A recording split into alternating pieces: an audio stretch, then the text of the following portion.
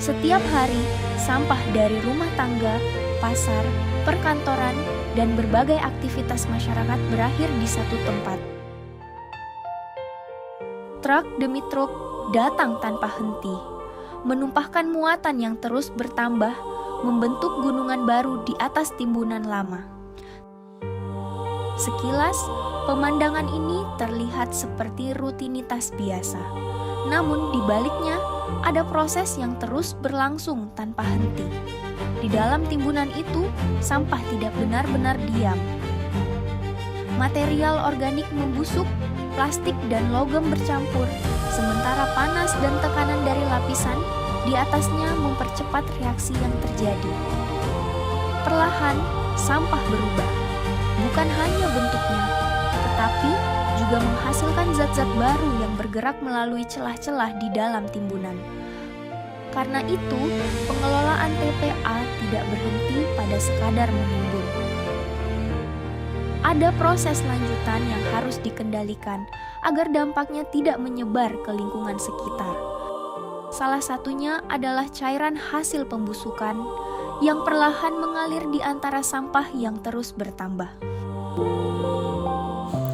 Mereka bertugas dalam operasional harian TPA ini yang setiap hari menerima ratusan ton sampah dari berbagai wilayah. Timbunan ini terus bertambah dan menuntut pengelolaan yang tidak sederhana. Selain penataan sampah padat, perhatian mereka juga tertuju pada cairan yang muncul dari proses pembusukan, yaitu lindi. Lindi terbentuk ketika air hujan bercampur dengan sampah yang terurai, lalu mengalir mengikuti kontur timbunan. Pengelolaan lindi menjadi bagian penting karena jika tidak tertangani dengan baik, cairan ini berpotensi meresap ke tanah.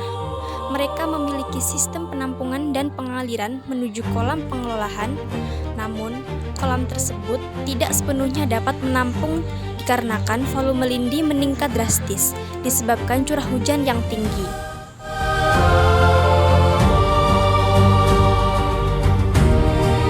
Di bagian ini, lindi dari timbunan sampah dialirkan dan ditampung sebelum melalui proses pengolahan. Cairan ini berwarna gelap dan berbau cukup tajam karena membawa hasil pembusukan berbagai jenis sampah. Tugas mereka adalah memastikan lindi tidak langsung keluar ke lingkungan tanpa proses pengendalian. Pengolahan dilakukan melalui beberapa tahapan, mulai dari penampungan, pengendapan, hingga pengurangan kadar pencemar. Mereka memantau kondisi kolam setiap hari, terutama saat curah hujan tinggi. Saat hujan deras, volume lindi bertambah cepat sehingga perlu pengawasan ekstra agar tidak meluap. Secara teknis, sistem ini sudah dirancang untuk menahan dan mengolah lindi. Namun, kapasitas kolam dan kondisi cuaca menjadi faktor yang harus selalu diantisipasi. Karena itu, pemantauan rutin sangat diperlukan untuk meminimalkan resiko rembesan ke tanah sekitar.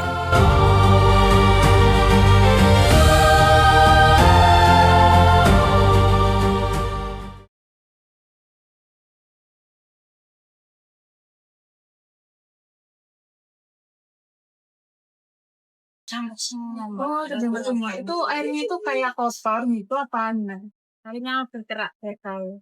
Oh, bergerak. Betul. Tapi katanya pihak TPA tadi itu air di sini tuh udah diolah jadi kayak nggak terdampak gitu. Masih bentuk.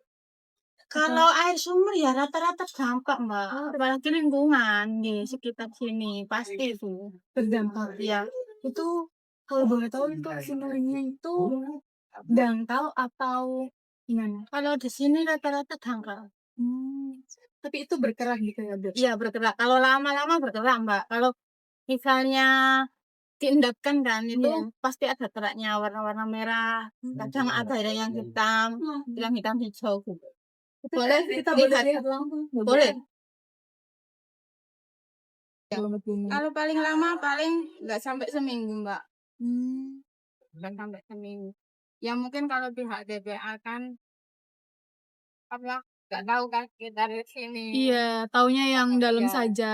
Soalnya katanya tadi yang dalam itu sudah pakai PDAM gitu. Iya, Makanya soalnya iya. PDAM kan sudah keluarga kan Iya. sudah ada. Jadi Iya. rata-rata sudah pakai PDAM. Kalau untuk Hmm. yang sekitar sini misalnya yang jualan-jualan ini ya masih pakai air sumur. Hmm.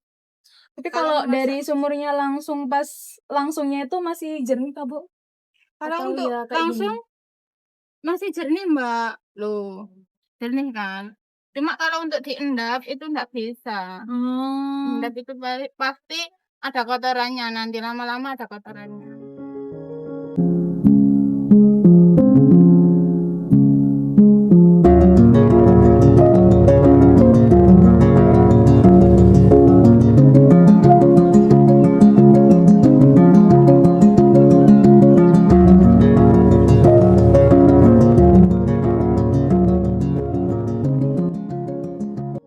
Selain persoalan air bau dari arah TPA, juga cukup sering tercium terutama saat sore hari atau setelah hujan. Bau tersebut cukup menyengat dan terkadang membuat tidak nyaman saat beraktivitas di luar rumah. Mereka khawatir kondisi lingkungan seperti ini bisa berdampak pada kesehatan, terutama anak-anak. Mereka memahami bahwa TPA memiliki fungsi penting, tetapi kami juga berharap lingkungan tempat tinggal tetap aman. Informasi mengenai kondisi air tanah dan dampak lingkungan sangat mereka butuhkan, agar warga tidak hanya menebak-nebak penyebab yang terjadi.